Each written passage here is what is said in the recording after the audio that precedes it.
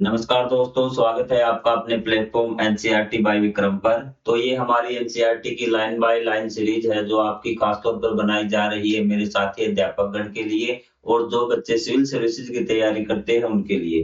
तो इसमें देखिए हमने इसके 2 पार्ट पढ़ लिए हैं। यदि आपको कंप्लीट बुक पढ़नी है लाइन बाय लाइन, चाहे वो आपका हिंदी मीडियम हो, चाहे वो इंग्लिश मीडियम हो, तो आप प्लेलिस्ट पे एक बार ज़रूर विजिट करें। जो सब्जेक्ट आपको पढ़ना है उसके क्वेश्चन आंसर बुक की पीडीएफ सारी चीजें मैंने आपको अच्छी तरह से समझा रखी है।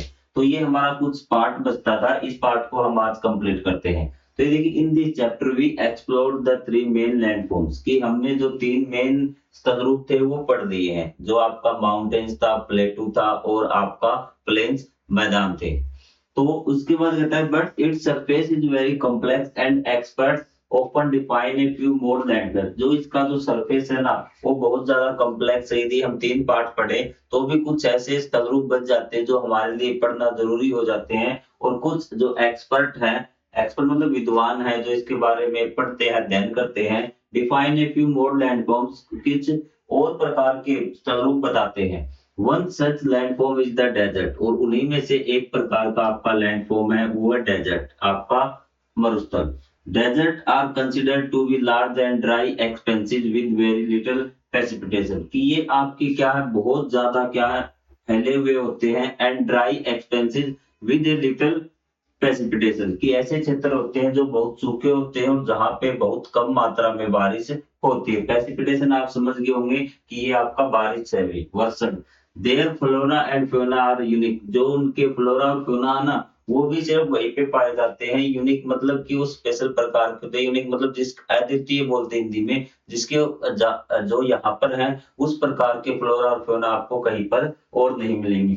सम डेजर्ट आर हॉट, उसने कहा कुछ डेजर्ट आपके हॉट होते हैं like the Sahara desert and in Africa और the Thar desert in the north west of the Indian subcontinent, कि जैसे आपका गर्म अगर मरुस्थल की बात करेंगे तो आपका सहारा मरुस्थल है आपका अफ्रीका में, और थार जो डेजर्ट है इन द नॉर्थ वेस्ट जो आपका उत्तर पश्चिम है भारत का, वहां पे आपको बताया राजस्थान और आपका गुजरात इन स्टेट में, हरियाणा पंजाब में वो क्या है आपका थार डेजर्ट फैला हुआ है।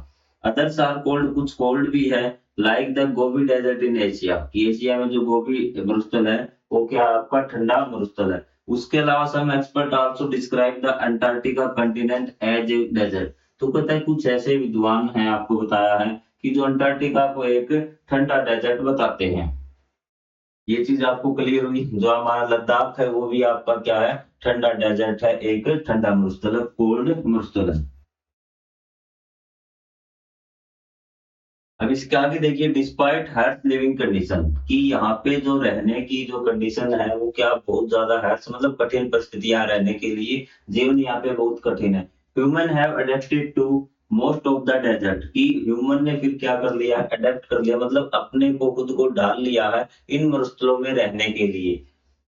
In India, communities living in the Thar Desert or migrating through it hold rich culture tradition। किसने कहा कि जो कम्युनिटीज जो लोग यहाँ पे रहते हैं ना इंडिया के थार डेजर्ट में रहते हैं और या फिर इसके आसपास रहते हैं, इसके थ्रू गुजरते हैं, उनका जीवन यापन जो मतलब जो इनसे संबंध रखते हैं वो क्या है उनकी समृद्ध एक सांस्कृतिक परंपरा है। सच एज फोक सॉन्ग, जैसे आपके गीत हैं आपके लीजेंड्स रिलेटेड उसके व्यक्तित्व हैं आपके रिलेटेड टू डेजर्ट, की उनकी जो किंवदंतियां मतलब जो कथाएं हैं वो सब इनसे क्या है डेजर्ट से ही संबंध रखती हैं।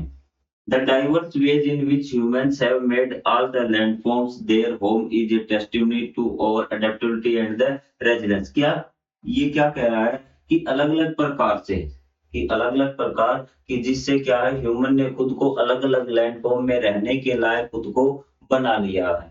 वो क्या है कि ये एक क्या है उसकी खास विशेषता है एडेप्टिबिलिटी एंड रेजिलियंस। रेजिलियंस एडेप्टिविटी क्या होता है रहने के लायक बनाना, भी उसको अपना निवास बनाना।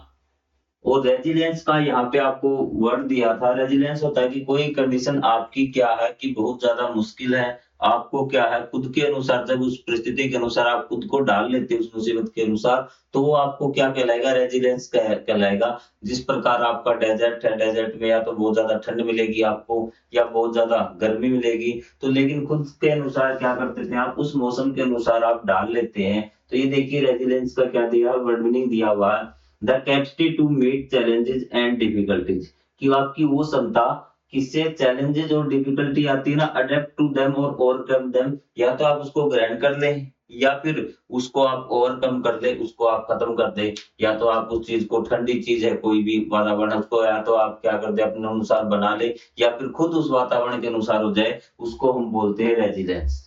तो ये चीज आपकी क्लियर हुई। उसके बाद इसमें देखिए आपको आगे क्या पढ़ना है। आगे आपको ये दिया गया कि ऐसे तमिल संगम की पोएट्री दे रखी है, उसमें कुछ टीनें होती है, कुछ लैंडस्केप है, वहां पे ये वर्ड दिए गए हैं और इनका मतलब ये होता है कि मेन ऑक्यूपेशन उनका क्या था, कि जो आपके माउंटेन्स में रहते थे उनका हंटिंग एंड गैदरिंग था, ग्रासलैंड में रहते उनका कैटल रियरिंग था, जानवरों को चराना, ठीक है। फर्टाइल एग्रीकल्चर उनका फार्मिंग हुआ, जो कोस्टल एरिया में रहते हैं उनका फिशिंग और सी फार्मिंग होता है। और जो आपके प्लाई मतलब अराइड डेजर्ट लाइक रीजन में रहते हैं ना, उनके जर्निंग एंड फाइटिंग, इनका ये मेन ऑक्यूपेशन था। तो ये आपके तमिल संगम में भी क्या है कि पहले भी लोगों में क्या थी, जो आपके लैंड फॉर्म थे, स्थल रूप थे, इनको जानने की इच्छा थी। वो पहले भी इन्होंने इस प्रकार से भूखंड को बांट रखा था कि किस प्रकार के स्थल रूप होते हैं, और इस प्रकार से आपको ये बताया गया। तो ये आपके आगे अभ्यास के क्वेश्चन उत्तर है, ये हमने अलग से प्लेलिस्ट आपकी बना दी गई है ताकि आप उसमें से आराम से अभ्यास के प्रश्न उत्तर कर सके। तो आपको वीडियो कैसा लगा आप कमेंट बॉक्स में जरूर बताना। तो हम मिलेंगे अगले अध्याय में, तब तक के लिए जय हिंद, जय Bharat, thank you very much.